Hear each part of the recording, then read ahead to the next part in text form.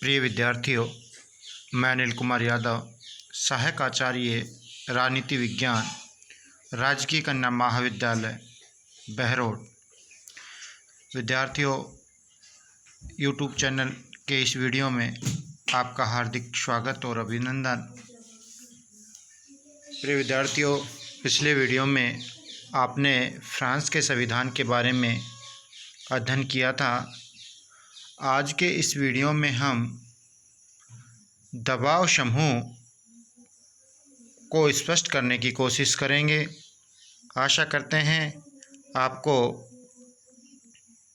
समझने में आसानी होगी। दबाव समूह, आपने राजनीतिक दलों के बारे में तो बहुत सुना होगा, लेकिन दबाव समूह चूँकि प्रत्यक्ष रूप से सक्रिय राजनीति में भाग नहीं लेते, इसलिए इन पर आपका ध्यान बहुत कम गया होगा। आज हम इन दबाव समूह के बारे में ही आपको समझाएंगे। हित समूह और दबाव समूह में पहले हमें एक अंतर को देखना होगा, तभी हम दबाव समूहों को अच्छी भली प्रकार से समझ सकते हैं। जब अनेक व्यक्तियों का औपचारिक संगठन सामान्यतः अपने हितों की वृद्धि के लिए कार्य करता है तो हित समूह कहलाता है। अर्थात बहुत से व्यक्तियों का एक औपचारिक संगठन सामान्यतः जब अपनी हित वृद्धि के लिए कोई कार्य करता है तो वो कहलाता है हित समूह। लेकिन हित समूह राजनीति को प्रभावित करता है तो वह दबाव समूह कहलाता है।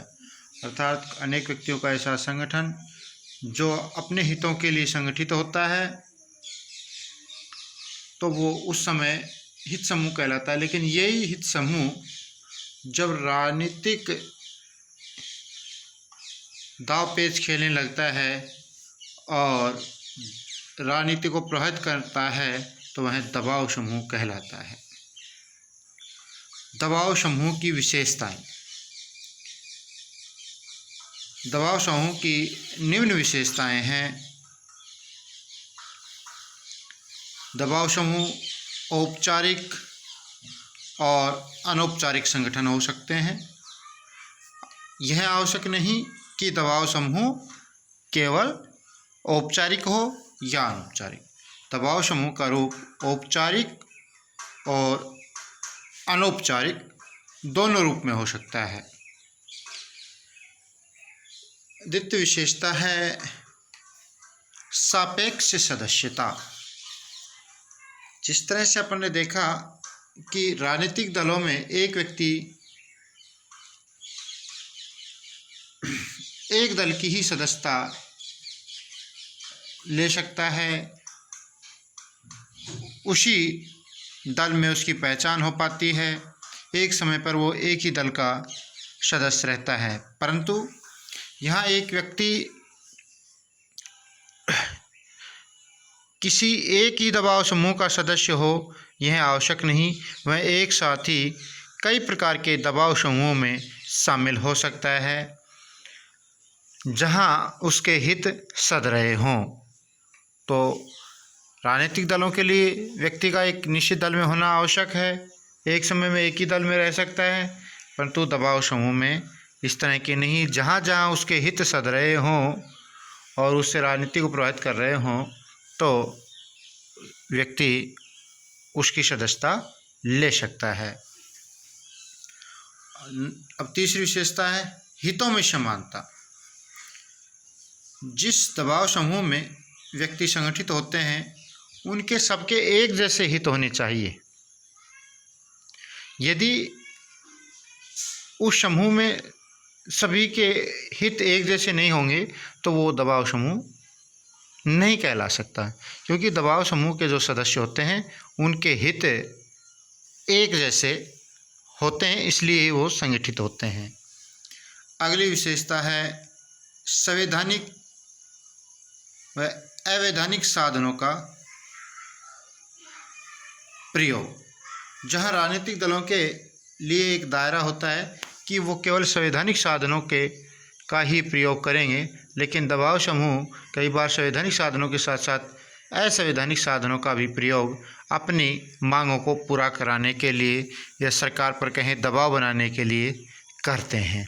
तो हम कह सकते हैं कि दबाव समूह संवैधानिक और असंवैधानिक दोनों प्रकार के साधनों का उपयोग अपने हितों को साधने के लिए करते हैं। अब बात करते हैं अपन राजनीति में सहभागिता। जहां राजनीतिक जो दल हैं वो राजनीति में सक्रिय रूप से भाग लेते हैं। राजनीतिक दलों के जो व्यक्ति होते हैं वो चुनाव में भाग लेते हैं। राजनीतिक दल अपने उम्मीदवार खड़े कर सकते हैं, चुनाव जीतने पर सरकार का निर्माण करते हैं और चुनाव न जीतने पर विपक्ष पार्टी के रूप में कार्य करते हैं। कहने का मतलब राजनीतिक दल प्रत्यक्ष रूप से राजनीति में भाग लेते हैं, जबकि यहाँ पर जो दबाव समूह हैं वो प्रत्यक्ष रूप से राजनीति का हिस्सा न होकर अप्रत्यक्ष रूप से दबाव के रूप में कार्य करते हैं। तो इस प्रकार विद्यार्थियों हम कह सकते हैं कि राजनीतिक दबाव समूह एक तरीके से पर्दे के पीछे रहकर कार्य करते हैं, न कि प्रत्यक्ष में सामने आकर जिस तरह राजनीतिक दल आते हैं। तो दबाव समूह अप्रत्यक्ष रूप से राजनीति में भाग लेते हैं। तो हमने यहाँ पर दबाव समूह की कुछ विशेषताओं पर प्रकाश डाला। जैसे सबसे पहला हमने बताया था कि औपचारिक और अनौपचारिक संगठन के रूप में हो सकते हैं। इनकी सदस्यता सापेक्षिक होती है। इनके हितों में समानता होती है। इसके समूह के जो सदस्य होते हैं उनके हितों में समानता होती है। संवैधानिक व असंवैधानिक साधनों का प्रयोग कर सकते हैं। राजनीति में अप्रत्यक्ष रूप से भाग लेते हैं। दबाव समूह संबंधी विद्वानों ने अपने अपने कथन स्पष्ट किए और कथन के माध्यम से इनको समझाना चाहा, जिसके अंतर्गत डी मैककिन ने दबाव समूह को अदृश्य सरकार की संज्ञा दी है। डी मैककिन नामक विद्वान ने इन्हें दबाव समूह को अदृश्य सरकार की संज्ञा दी। इसी तरह फाइनर ने दबाव समूह को अज्ञात साम्राज्य और तीसरा सदन कहा है। इसी तरह बहुलवादी विचारकों ने दबाव समूह को समूह कहा है। इसी तरह आलमंड ने दबाव समूह को हित समूह की संज्ञा दी है और एलन बोल्तो दबाव समूहों को प्रभाव गुट कहता है। इसी तरह सेलिन ने औपचारिक सरकार की संज्ञा दी। तो स्पष्ट है विद्यार्थियों, दबाव समूह और शासन प्रणाली के रूप में अरस्तु के वर्गीकरण के अनुसार जब हम राजतंत्र से लोकतंत्र की ओर बढ़ते हैं तो दबाव समूह का प्रभाव बढ़ जाता है। धन्यवाद।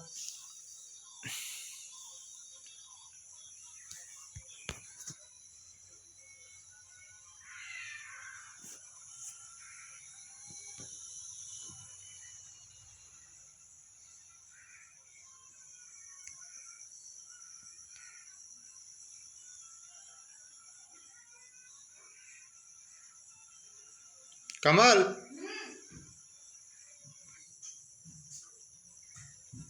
हो गया। अब क्या करें इसको?